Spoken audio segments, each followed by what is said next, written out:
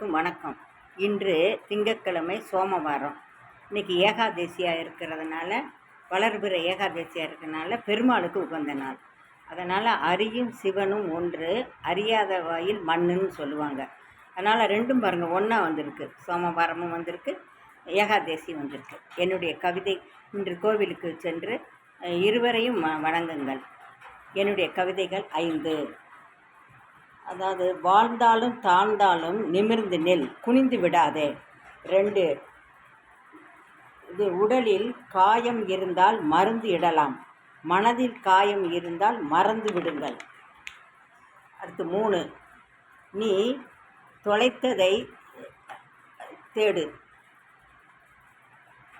உன்னை தொலைத்தவர்களை தேடாதே. 4, நீ பிறரை கட்டுப்படுத்தாதே, நீ கட்டுப்பாடோடு இரு. 5, வேண்டும் என்று நினைக்காதே, வேண்டாம் என்று விலகி செல். இந்த கவிதையெல்லாம் பிடிச்சிருந்தால் லைக் பண்ணுங்கள், ஷேர் பண்ணுங்கள், கமெண்ட்ஸ் பண்ணுங்கள்.